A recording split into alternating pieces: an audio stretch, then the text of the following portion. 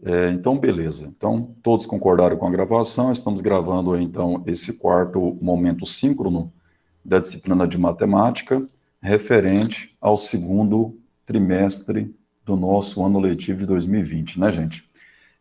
Vocês leram a carta de navegação aí do quarto encontro e observaram que a proposta desse encontro através da realização de uma tarefa constituída por uma lista de exercícios constando 10 questões, a gente fazer um fechamento do tema progressão geométrica e até um pequeno resgatezinho também sobre progressão aritmética, já que em 2 das 10 questões, vocês perceberão que o enunciado propõe ali uma mesclagem entre PA e PG, tá? E o que vocês têm de material como suporte para desenvolver essa tarefa? Vocês têm todas as videoaulas que eu gravei e disponibilizei no segundo e terceiro encontro, ou seja, nos 2 últimos encontros. Então, o que eu convido? Eu convido vocês a tentarem resolver essas 10 questões como tarefa desse quarto encontro, no valor também de 4 pontos, assim como ocorreram aí nos 2 últimos encontros, tá? E, tendo dúvidas na resolução dessas questões, primeiro passo, sugiro que vocês revisem essas videoaulas. Segundo passo, conversem entre si, né? Tentem ajudar uns aos outros, trocando ideia em relação a essas questões. E terceiro passo, se ainda assim permanecerem as dificuldades, por favor, conte com meu apoio, né? Pode mandar aí mensagem pelo WhatsApp ou por e-mail, como vocês já sabem dessa minha disponibilidade, tá?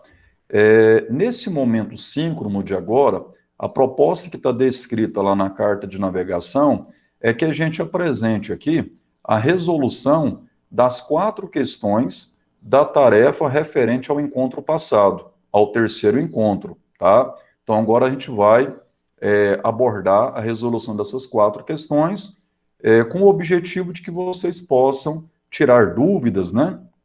Porventura, vocês tentaram resolver lá as 4 questões, às vezes um momento ou outro gerou-lhe uma insegurança, alguma dúvida, então agora é a hora da gente tentar aparar as arestas aí e deixar esses conhecimentos bem consolidados.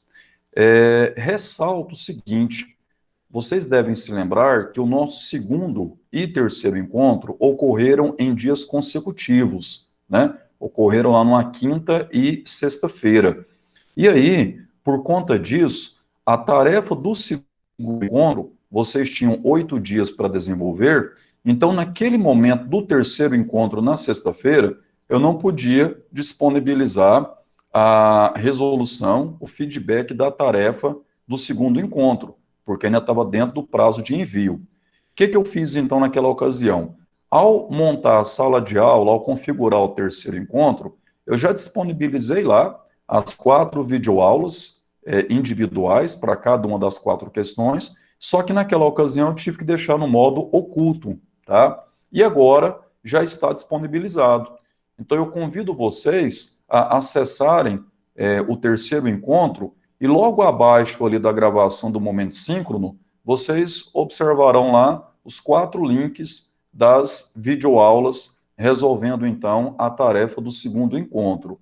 E aí, assiste lá as videoaulas para que vocês possam tirar dúvidas naquelas questões lá que envolviam, em especial, né, a definição, a fórmula do termo geral de um APG, para que vocês, vamos dizer assim, né, dá aquela firmada maior nesse assunto aí. E lembrando, né, que esse assistir essas resoluções já estará também aí te preparando, você já estará aí sendo conduzido também para a resolução dessas 10 questões desse encontro. Beleza? Outra coisa é que, como agora são 10 questões, eu dilatei o prazo de envio, tá? Então, o prazo desse encontro está lá na carta de navegação, são 14 dias. Então, vocês terão aí até o dia 9 de dezembro para enviar para mim essa tarefa. Beleza? Tudo bem até agora? Ok, tá tranquilo. Então, bora lá então começar a nossa resolução daquelas questõezinhas sobre a tarefa do nosso encontro anterior, tá? Todos visualizam bem a minha tela aí? Sim. Sim. Ótimo, então vamos lá. Pessoal, a primeira questão, ela foi extraída do Instituto Federal do Alagoas, Vestibular 2017. E essa questão disse assim, ó, sabendo que o primeiro termo de uma progressão geométrica é A índice 1 igual a 2 e a razão Q igual a 3, determine a soma dos 5 primeiros termos dessa progressão. Bom, com a experiência que você já tem nesse assunto PG, e também assim como foi lá em PA, você sabe o seguinte: para mim construir a sequência chamada de PG, é fundamental que eu conheça o primeiro termo e a razão.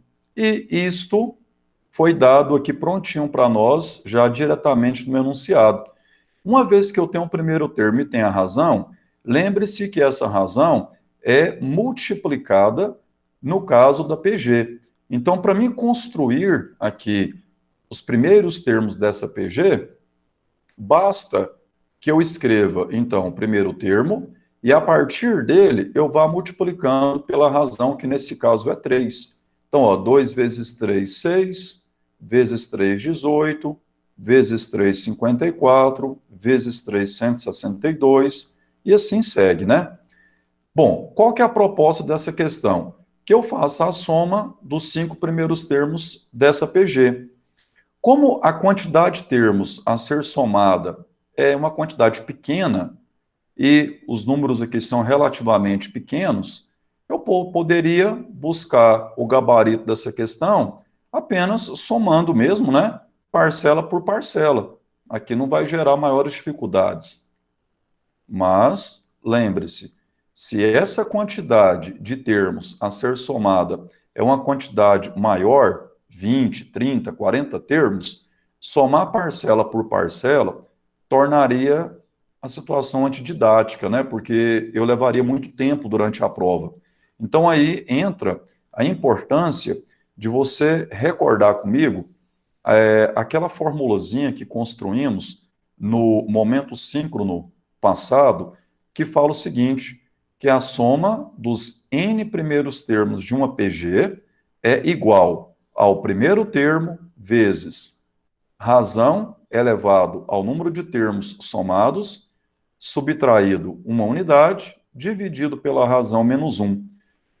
Observe que aqui, então, eu preciso de apenas três informações. Quais são elas? Primeiro termo, a razão e a quantidade de termos. E eu tenho tudo aqui prontinho, ó. Primeiro termo 2, razão 3 e a quantidade de termos é 5.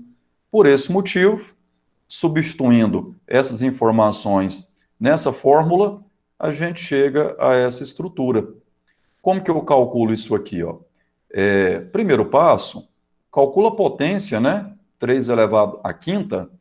Então, 3 vezes 3, vezes 3, vezes 3, vezes 3. Isso vai gerar o número 243. Repare que 3 menos 1 é 2. Como a operação é multiplicação, eu posso simplificar esses dois fatores 2, chegando só em subtrair 243 de 1. Portanto, 242 é o valor da soma dos 5 primeiros termos dessa progressão geométrica, conduzindo então ao gabarito sendo a letra D. O que vocês me dizem a respeito dessa questão? Ao realizarem a tarefa lá no encontro passado, vocês tiveram maiores dificuldades nessa resolução? Essa aí foi bem de boa. Ela tava tranquila. Realmente. E eu diria que esse modelo de questão, né, com um enunciado assim bem curtinho, né, informações assim, as principais informações, né, primeiro termo e razão já dados diretamente, não pode perder, gente, tá? Num futuro processo seletivo que vocês venham a participar, uma questão como essa tem que acertar mesmo, porque senão se você erra uma questão dessa, a tendência é que seus concorrentes irão acertar, e aí você começa a ficar ali no prejuízo, no quesito nota final, né? Muito bem, que bom então que vocês acharam aí a resolução bem tranquila. Bora então na questão número 2. Questão 2, ela foi extraída do Enem 2012, a prova de segunda aplicação. E essa questão diz assim: uma maneira muito útil de se criar belas figuras decorativas, utilizando a matemática, é pelo processo de autossemelhança, uma forma de se criar fractais. Informalmente, dizemos que uma figura é autossemelhante se partes dessa figura são semelhantes à figura vista como um todo. Um exemplo clássico é o carpete de Sierpinski, criado por um processo recursivo, descrito a seguir. Passo 1. Considere um quadrado dividido em 9 quadrados idênticos. Figura 1. Então, um quadrado, então a figura toda aqui é um quadrado, e esse quadradão foi subdividido em 9 quadradinhos idênticos ao quadrado original. Inicia-se o processo removendo o quadrado central, restando 8 quadrados pretos. Figura 2. Então, da figura 1 para a figura 2, aplicou-se o primeiro passo, que foi a subdivisão em 9 quadradinhos pretos e a remoção do quadrado preto central, restando, então, 8 quadrados pretos, circundando aí esse quadrado em branco. Passo 2. Repete-se o processo com cada um dos quadrados restantes, ou seja, divide-se cada um deles em 9 quadrados idênticos e remove-se o quadrado central de cada um, restando apenas os quadrados pretos, figura 3.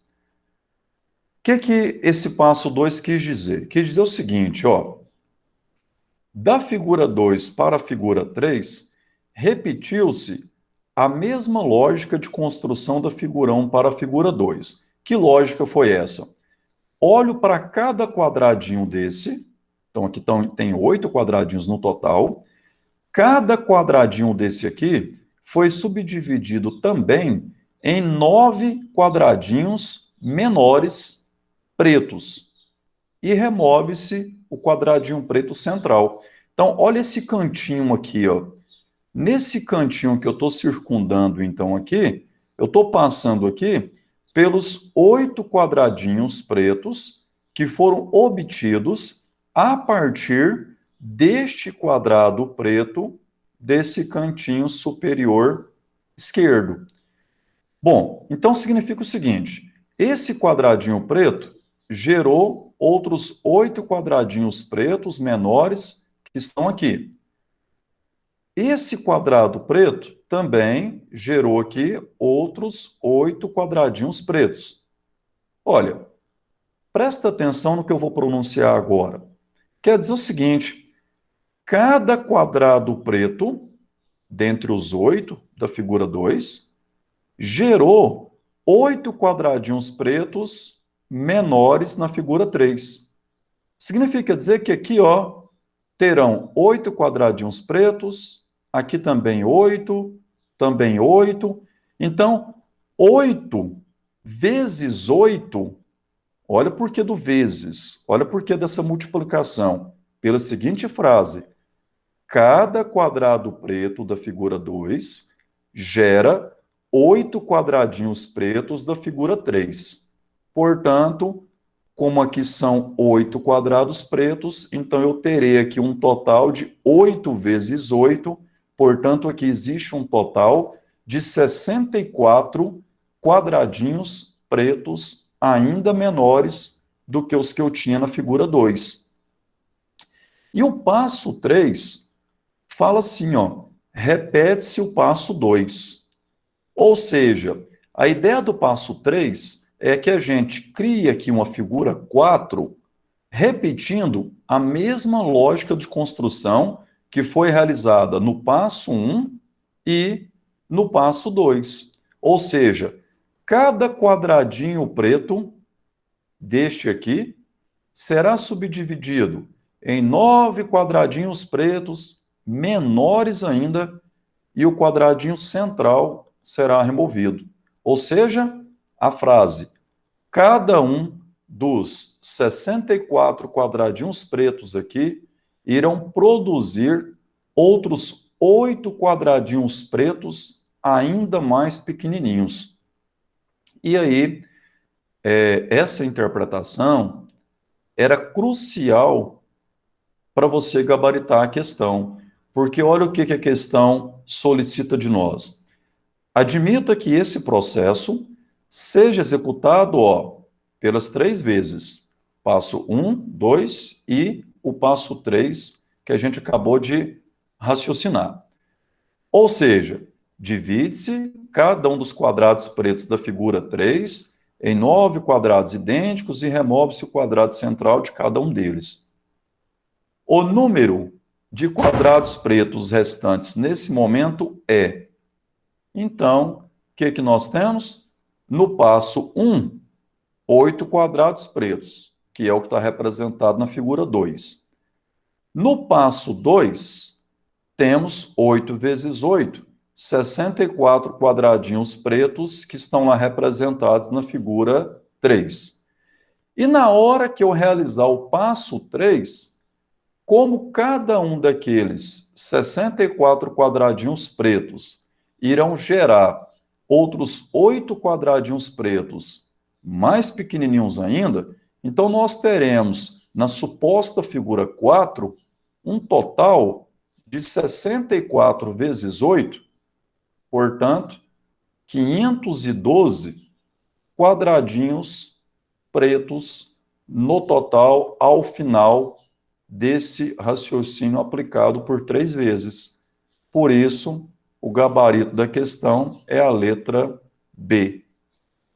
Está aí a sequência caracterizando uma PG. Por que é uma PG?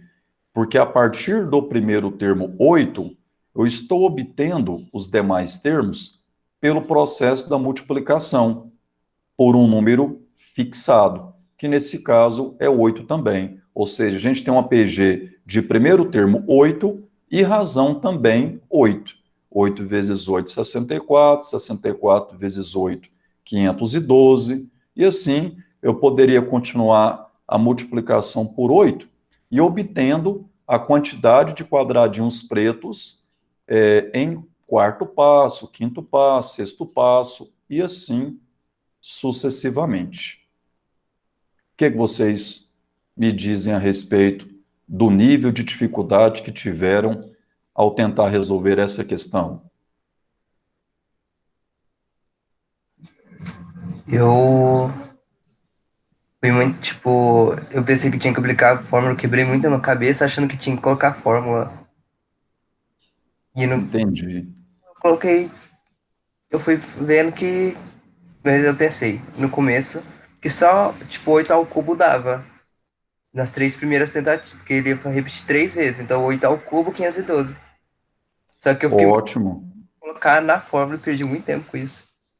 Entendi. Você ficou ali tentando encontrar aqueles elementos, né? A índice 1, razão, né? Para poder Sim, jogar, por exemplo, naquela formulazinha do termo geral, né? foi. Na do termo geral deu. Eu tava tentando colocar na adição dos números, porque a tarefa é sobre adição, então. Aí na do Entendi, fiz entendi. alguma coisa ali que eu Verdade. deixei. Certo. O que acontece? Quando você fala 8 ao cubo, É interessante a gente perceber o seguinte: uma vez que você entende a lógica de construção desse fractal, dessas subdivisões aí, o camarada poderia exigir de você, poderia cobrar de você a quantidade de quadradinhos pretos que passariam a ter, executando esse processo qualquer quantidade de vezes. Então, vai que o cara que está elaborando a questão seja um pouco mais audacioso e pede a quantidade de quadradinhos pretos depois de 10 vezes, depois de 10 passos. Aí vem essa sua fala, né? Você poderia representar o total de quadradinhos pretos pela potência 8 elevado a 10, né? Sim. Desculpa. Isso mesmo, e certinho. E aí, nesse caso, 8 elevado a 10, repare que é uma potência que vai gerar um número muito grande, né? 8 vezes 8 vezes 8, olha só para você ver aqui, né? Multiplicando por 8 aqui, os números futuros serão muito grandes. Então, qual que é a tendência? É que, dentre as alternativas, você teria a representação dessa quantidade pela potência mesmo. Dificilmente a questão abordaria aqui o número absoluto, o resultado dessa potência. Tá bom? Certinho. Ótimo. Podemos então passar para a questão 3? Pode. Beleza, vamos lá então. Gente, essa questão ela foi extraída do vestibular Mackenzie, prova 2019 e a prova ocorrida no meio do ano, tá? Mackenzie costuma aplicar 2 vestibulares, um geralmente aplicado em dezembro e outro normalmente aplicado em julho, ou seja, entradas para primeiro e segundo semestre do ano.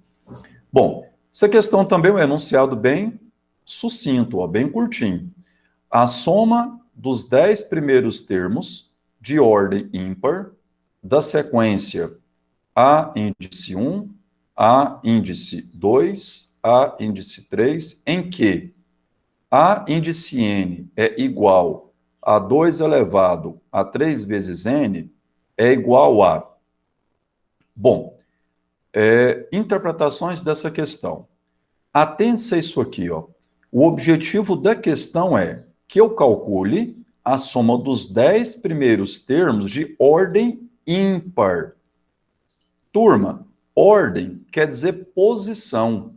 Então, você está interessado aqui apenas nos 10 primeiros termos de posições ímpares. Ou seja, primeiro termo, terceiro termo, o quinto, o sétimo, o nono, assim até o 19º, né? O 19º será o 10º termo de posição ímpar. Bom, quando a gente fala em sequência, a gente sempre tem curiosidade para saber quem serão os números ocupantes em cada uma dessas posições. E aí vem agora a interpretação dessa formulazinha. Quando o cara fala A índice n é igual a 2 elevado a 3 vezes n, a proposta é que você utilize desta fórmula, desta potência, para encontrar os ocupantes de cada posição, tá, da sequência.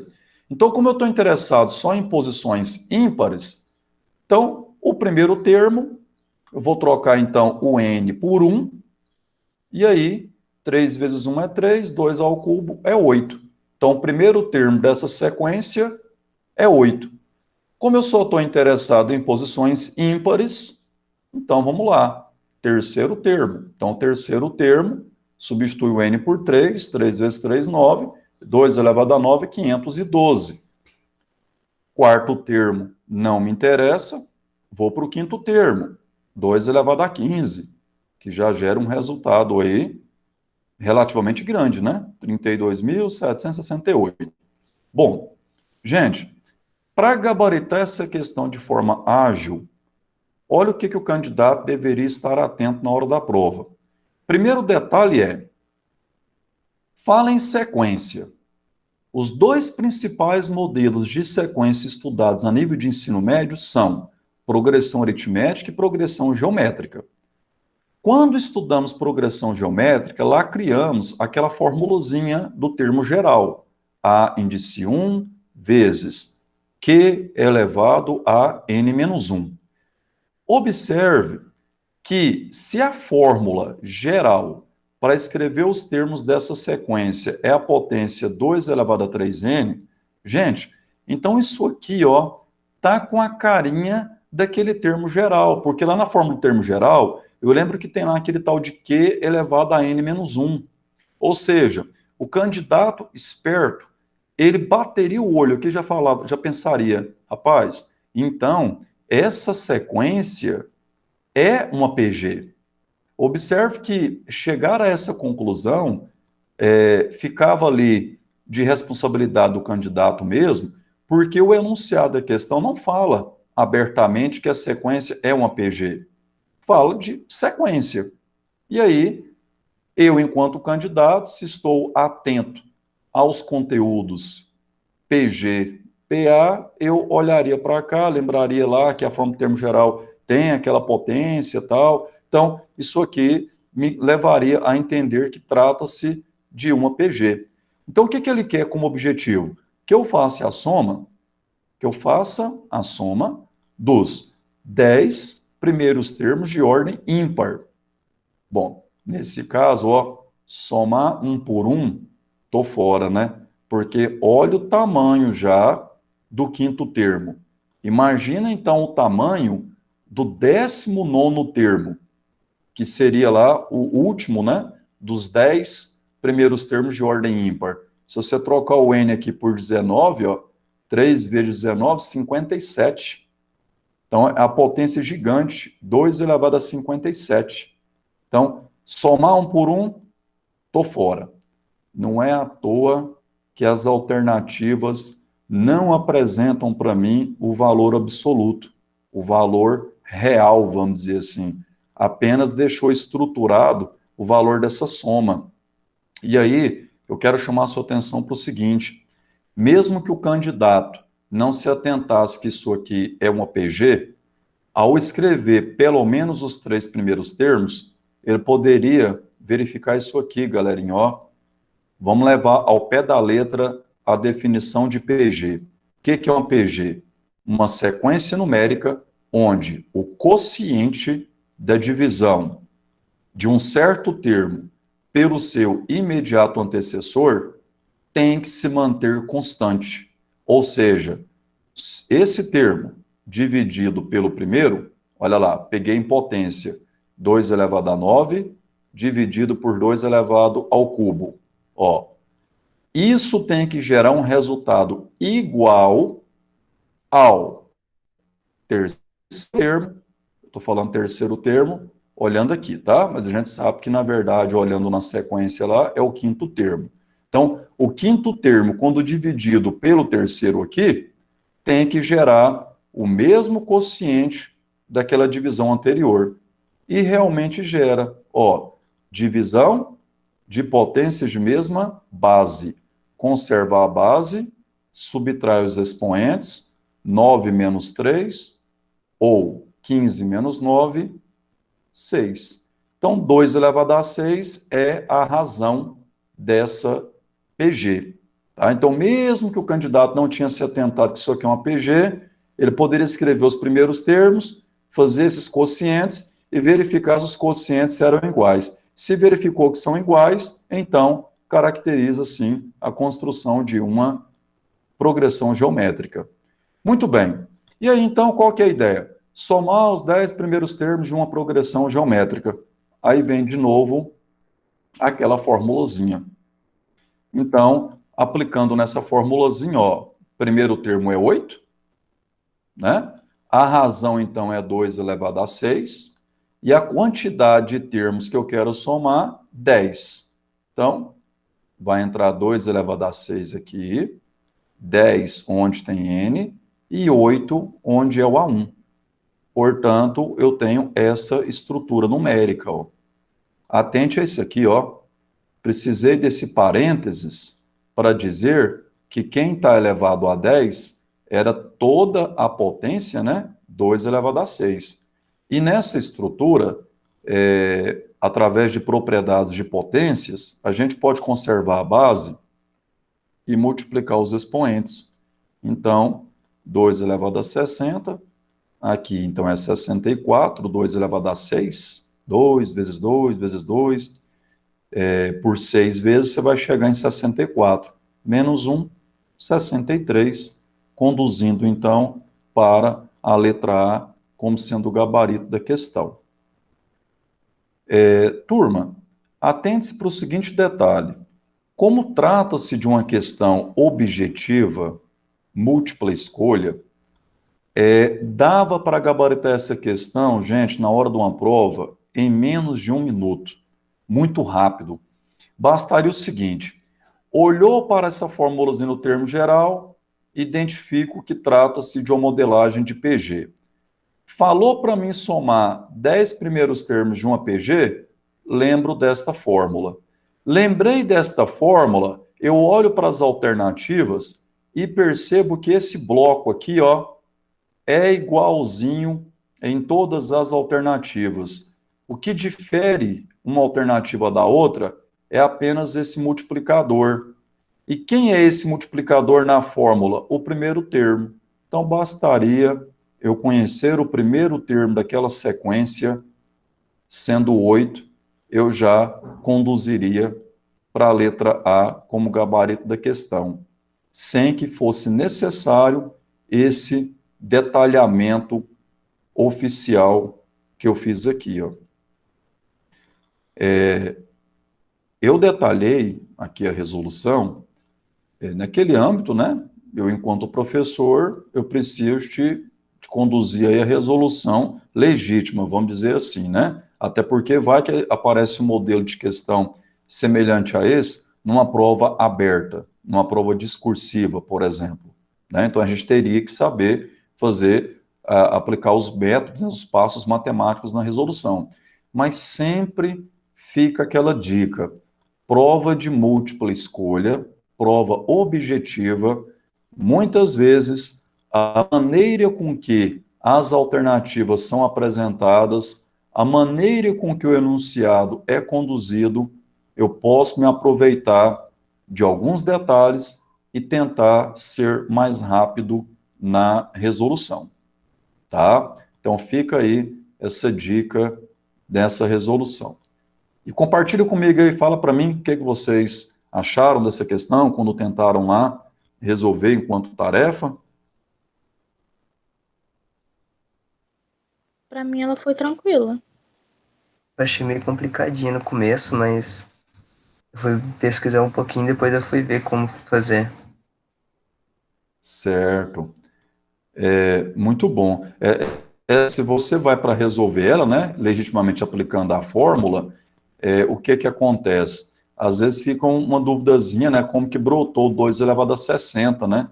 Porque muito candidato levaria em consideração o cálculo dessa razão aqui e chegaria no número 64, né?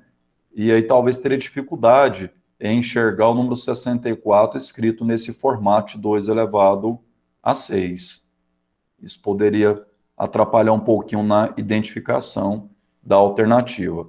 Mas, como eu falei, né, aquele candidato mais atento, que está ali mais esperto no conteúdo, ele poderia fazer um comparativo dessa escrita com a escrita das alternativas e ele seria beneficiado ao perceber que esse bloco sempre se repete, né? E que bastaria ele saber o primeiro termo da sequência. Bom, bora para a próxima questão, então. Universidade Estadual do Mato Grosso, prova 2018. Uma sequência infinita de triângulos equiláteros pode ser construída inscrevendo um triângulo dentro do outro, a partir do primeiro. Na figura abaixo estão ilustrados os 3 primeiros triângulos equiláteros dessa sequência. Triângulo equilátero, triângulo que possui os três lados de mesmas medidas, tá? Sabendo-se que o primeiro triângulo dessa figura, o triângulo ABC, triângulo maior aí, ó, tem lados medindo 3 centímetros e que as medidas dos lados dos triângulos inscritos são iguais à metade da medida do lado do triângulo que o inscreve, assinale a alternativa que apresenta o valor da soma das áreas dos triângulos desta sequência infinita. E aí a gente tem as alternativas como valor da soma das áreas desses infinitos triângulos. Galerinha, olha só. Passos importantes da interpretação. Primeiro passo é o seguinte. O camarada construiu um triângulo equilátero ABC. O que ele fez? Ele fez aqui o seguinte, ó. Para manter triângulos também equiláteros, é fundamental que você entenda um conceito importante aqui, ó. Os pontos D, E, F, que são os vértices desse segundo triângulo, esses 3 pontos, eles são pontos médios dos lados AC, AB e BC. BC, o que é ponto médio? Ponto médio é aquele pontinho lá que vai dividir o segmento ao meio. Portanto, estamos falando que de A até D tem o mesmo tamanho de D até C, tá? E aí, gente, quando você tem um triângulo, como o caso do triângulo ABC, localiza os pontos médios de 2 de seus 3 lados. Interliga esses pontos médios através de um segmento. Esse segmento que interliga os pontos médios aqui recebe o nome de base média do triângulo. E aí, essa tal de base média respeita 2 características, 2 propriedades importantes. A primeira delas é: toda base média é um segmento de reta paralelo ao terceiro lado do triângulo. O que eu quis dizer com isso? A base média DF está interligando pontos médios de AC e BC. Então, DF tem que ser paralelo ao terceiro lado, portanto, ao lado AB. E o outro fato, a segunda característica, é que o tamanho de uma base média é sempre a metade do lado ao qual ela é paralela. Então, DF é metade de AB, assim como DE é metade de BC e EF é metade de AC. Como nesse caso o ABC é um triângulo equilátero, então produzimos aqui de fato um triângulo também equilátero, cujos seus lados medem metade da medida dos lados do triângulo ABC. Por que eu viajei aqui falando do conceito de base média de um triângulo tal, falando dessas 2 características, para te dizer o seguinte: quem elaborou a questão foi bonzinho com o candidato. Ele não precisava falar isso aqui, ó. Média, metade dos lados do triângulo anterior, tal.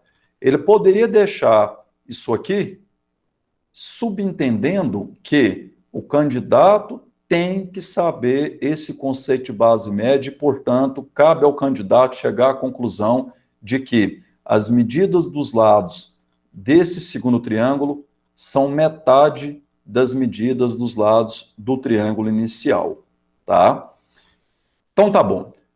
Agora, depois de toda essa reflexão, depois desse ganho de conhecimento aí sobre base média e tal, né, que, diretamente falando, era desnecessário nessa questão, já que ele fez, né, essa menção aqui para mim, mas eu quis aproveitar aqui o gancho e transmitir esse ensinamento a vocês aí. Então, olha só, o lado ABC, o triângulo ABC tem lado medindo 3. O triângulo DEF, então, tem lado medindo a metade de 3, ou seja, 1,5. Ou, se preferir em fração, 3/2. Seguindo com o raciocínio, pego agora os pontos médios dos lados desse segundo triângulo e obtenho um terceiro triângulo, cujos lados, então, vão medir a metade de 1,5. Portanto, 0,75. Se preferir em fração, 3/4, né? Gente, a proposta é: assinale a alternativa que apresenta o valor da soma das áreas dos triângulos desta sequência infinita. O que ele está subentendendo? Você pode continuar com essa brincadeira de formar aqui, ó, o quarto triângulo, quinto triângulo, sexto, sétimo, oitavo, e assim sucessivamente. Você está percebendo que esses triângulos formados aí serão cada vez menores, cada vez terão áreas pequenininhas.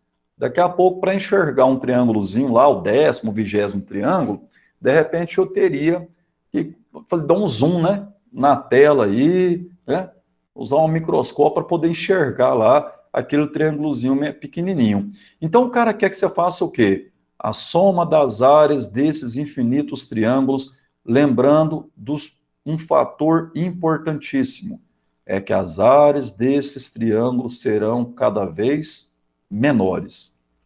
E o que isso tem a ver com a teoria que estudamos no encontro passado, em especial no momento síncrono passado? Vamos ver o que tem a ver. Bom, primeiramente é o seguinte, gente, quero calcular áreas de triângulos equiláteros. Formulazinha para isso. Olha a formulazinha. É o tamanho do lado elevado ao quadrado vezes a raiz de 3 dividido por 4. L ao quadrado, raiz de 3/4. Essa formulazinha é a fórmula que a gente usa, em geral, para calcular a área de triângulos equiláteros. Então, tá bom. Estou chamando de área 1 a área do triângulo ABC, aquele triângulo inicial, a maior área. Então, o lado mede 3, 3 ao quadrado, 9, 9 raiz de 3/4 é a área do primeiro triângulo. A área do segundo triângulo, lado ao quadrado. Lembrando que o lado do segundo triângulo é a metade de 3. Elevo ao quadrado, isso gera 9/4, raiz de 3/4. Como melhorar a cara dessa fração? Ó, divisão de duas frações. Eu tenho aqui a fração aqui, ó, e aqui embaixo eu tenho 4/1, né? Então eu posso conservar a primeira, conservei aqui a primeira, e multiplico pelo inverso do 4, que é 1/4. 9 raiz de 3 vezes 1, tá aqui, 9 raiz de 3, e 4 vezes 4, 16. Então, 9 raiz de 3/16 centímetros quadrados é a área do triângulo DEF, o triângulo 2. Só um detalhezinho, você observa então que o 9 raiz de 3 foi mantido, e o denominador 16 foi só pegar esse denominador e multiplicar por esse, ó, né? Foi o que aconteceu aqui no detalhamento matemático. Então, a área do terceiro triângulo dá para ganhar tempo. Ó, a metade de 3/2, portanto, 3/4, ou seja, 0,75. Elevo ao quadrado, 3 ao quadrado, 9, 4 ao quadrado, 16. Então, aqui surge como resultado a fração 9/16. E aí, agora, conserva a primeira, multiplica o inverso da segunda. Então, 9/16, esse 16 multiplicou por 4, 64. Então, 9 raiz de 3/64 centímetros quadrados é a área do terceiro triângulo. O triângulo é GHI, lá daquela figura. Bom, galerinha, poderíamos continuar com essa brincadeira aqui, calculando as áreas do quarto, quinto e sexto triângulo, mas vamos ao que interessa. Eu quero somar as áreas desses infinitos triângulos. E aí, gente, observa o seguinte, ó, da área 1 para a área 2, da área 2 para a área 3, olha o que está acontecendo. O numerador foi mantido e o denominador, 4, passou a ser 16, em seguida 64, ou seja, o denominador, ele foi multiplicado por 4, ó, 4 vezes 4, 16, 16 vezes 4, 64. Como o numerador foi mantido, então o numerador vinha sendo multiplicado por 1. Resumindo, da área 1 para a área 2, basta eu pegar a área 1 e multiplicá-la pela fração 1 sobre 4. Aí você chega aqui. Multiplicou por 1 sobre 4, conclui a área 3. O que eu estou tentando te induzir? A enxergar que a sequência das áreas desses infinitos triângulos é uma PG de razão 1/4, de razão 0,25. Se você talvez não tinha se atentado por essa linha de raciocínio que eu usei, você poderia utilizar aqui daquele clássico cálculo da razão. Pego um termo qualquer e faço a divisão pelo imediato antecessor. Então, a divisão do segundo pelo primeiro, conserva a primeira, multiplica pelo inverso da segunda, olha lá, inverti, ó. O 9 raiz de 3 vai embora, né? O 4 por 4 é 1, e o 16 dividido por 4 é 4. Está aí concluindo a razão 1/4. Aí, se você viu que a divisão do segundo pelo primeiro deu 1/4, para comprovar que a sequência é uma PG, o que tem que acontecer? Quer dizer que o segundo, multiplicado também por 1/4, tem que produzir o terceiro, como já falamos que de fato produz. E aí é o seguinte, soma das áreas desses infinitos triângulos equiláteros tem sentido, PC? Tem. Por que que tem? Porque a sequência é uma PG infinita de razão, sendo um número menor que 1. Lembre-se, estudamos isso no momento síncrono no passado. PG convergente a 0. Quando é que os termos de uma PG vão caminhando ali, cada vez mais perto de 0, convergindo para 0? Quando a razão é o número compreendido entre 0 e 1, ou entre 0 e menos 1. Nesse caso, a razão é 0,25. Então, a razão está entre 0 e 1. E aí, lembre-se, olha a formulazinha tranquila. Vamos lembrar dessa leitura comigo. Limite da soma dos n primeiros termos quando o n tende ao infinito, ou seja, quando essa quantidade n é infinita. O que eu preciso para calcular a soma dos infinitos termos de uma PG? Primeiro termo e a razão. Indo para o contexto do nosso problema, o primeiro termo é a área do primeiro triângulo e a razão é 1/4. Então, eu posso vir aqui, ó, primeiro termo, a razão é 1/4, portanto, eu tenho essa estrutura. Nessa estrutura, subtrai 1 menos 1/4, pode fazer aqui aquela ideia do mínimo múltiplo comum, né? O denominador aqui é 1, mas eu te convido a pensar assim, ó, uma maçã menos 1/4 dela. Ou seja, pego a maçã inteira, divide ela em 4 partes e vou eliminar uma das 4 partes. Então, sobrará 3 das 4 partes. Portanto, 1 menos 1/4 corresponde a 3/4. E, por último, divisão de fração outra vez, naquela ideia de conservar a primeira e multiplicar pelo inverso da segunda, você pode fazer isso aqui já direto, ó. Denominador 4, vai embora. E vai sobrar, então, 9 raiz de 3 sobre 3. Aí o 9 é divisível por 3, como aqui é uma multiplicação, né? Eu posso simplificar, chegando, então, no gabarito 3 raiz de 3. Então, 3 raiz de 3 centímetros quadrados, gabarito, letra E, representa a soma das áreas desses infinitos triângulos equiláteros. Essa foi, então, aí a resolução da quarta e última questão da atividade avaliativa da tarefa do encontro passado. Conversem comigo a respeito dessa quarta questão. O que vocês sentiram ali de dificuldades? Ficou alguma dúvida ainda nessa minha explicação?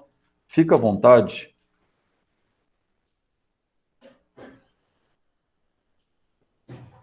Não tinha conseguido, não. Essa eu pesquisei mesmo pra fazer, ó.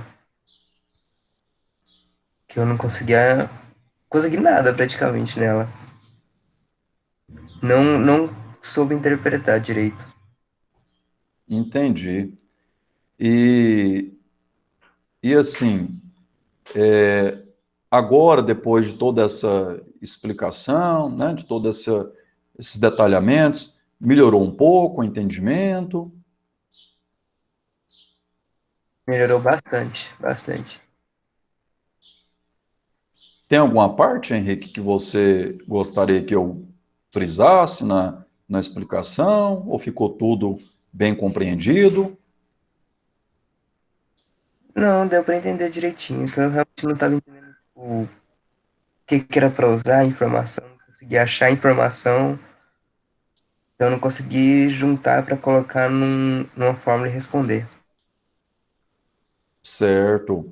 E aí, Henrique e demais colegas? Diego, Diogo, Luiz Felipe, Leandra e Natália. São os nossos colegas aí presentes. Esse modelo de questão, eu queria chamar a atenção de vocês no aspecto de que trata-se de um modelo de questão muito, mas muito batido em processos seletivos, tá? Sequências de construções geométricas que acabam ali conduzindo à obtenção de uma progressão geométrica. É muito comum esse tipo de abordagem em provas. E aí, gente, vocês estão reparando que, se não todas, mas a grande maioria das questões que eu proponho como tarefa são questões que eu tenho feito ali a retirada tal de provas anteriores de processos seletivos. Por que eu faço isso? Porque, como eu já dizia a vocês, desde que nós nos conhecemos lá no início do ano passado, é a melhor estratégia de estudo resolver questões de processos seletivos anteriores. Por quê? Porque se a gente fizer aí uma coletânea, por exemplo, das provas do Enem, dos últimos 8 anos, você vai reparar que a modelagem, o estilo das questões, os assuntos abordados, gente, se repetem muito. É claro que aqui eu não estou falando que a questão é idêntica, é igualzinha, apesar de que no Enem acontece mesmo, de ter questões assim, muito, mas muito parecidas. Então, uma vez que você vem estudando e vem tendo contato com diversas modelagens de questões das diversas áreas do conhecimento que vocês estudam aí, matemática, física, biologia, química, tal, língua portuguesa, há uma tendência. Cada questão que você resolve, trabalho de formiguinha. Cada questão que eu tento resolver, pode ter certeza, é mais uma modelagem de questão que está entrando para a sua bagagem de conhecimento e que poderá ser um facilitador na hora que você estiver lá diante da prova. Muito provavelmente, você vai deparar lá com questões que você vai... Começa a ler a questão, você fala, rapaz, eu resolvi tal uma vez uma questão tal que tratava disso aqui, ou o tema, ou a contextualização da questão. alguma coisa ali vai te conduzir a uma experiência que você já teve anteriormente. Por isso, galerinha, levanta a cabeça, estuda, dedica, sempre pensando assim, ó, o meu estudo de hoje, aqueles minutinhos a mais que eu me dediquei, 20 minutinhos, 30 minutinhos ali, debruçado ali, tentando, resolvendo determinada questão, é a sementinha que eu estou plantando para alcançar um melhor resultado no amanhã. Seja, eu falo muito em processo seletivo, tá, porque assim, essa fase que vocês se encontram, o ensino médio, querendo ou não, né, o principal foco, se não de todos, mas a maioria de vocês, é alcançar a tão sonhada vaga numa universidade num futuro próximo aí. Então, o processo seletivo, né, ele acaba sendo um momento ali decisivo para vocês. Mas é claro, todo esse ensinamento, todo esse conhecimento não vai morrer ali na hora que você alcançar essa vaga. Claro que não, né? Toda essa base que você está formando aí no ensino fundamental, ensino médio, será necessária, será importantíssima para o seu sucesso numa carreira profissional durante uma graduação. Óbvio que, a depender da área que você escolher aí para fazer uma graduação, você terá algumas disciplinas do ensino médio sendo mais valorizadas do que outras, né? Claro. Mas o conhecimento, né, a cultura, vamos dizer assim, né, toda a formação cultural, ela será importante para você, não só no processo seletivo, mas para a vida como um todo, né? Jovens, algo que vocês queiram tirar dúvida, não só dessas resoluções, mas em relação aos nossos encontros, ao andamento da nossa disciplina, fica à vontade. E por enquanto tá de boa, PC. PC, obrigado. Ok, galerinha. Gente, então, me despeço de vocês e agradeço muito a presença de vocês aí nesse momento síncrono, tá? Sempre eu tenho feito o pedido e reforço o pedido aí. Tenta motivar, né, outros colegas que não têm participado dos momentos síncronos, não só na minha disciplina, mas no contexto geral aí, né? A participar um pouco mais, né? A vir assistir às aulas, né? A gente enriquece muito aí com esses ensinamentos dessas aulas, tá? Muito obrigado pela participação de vocês, então. Continuem aí se cuidando e até a próxima.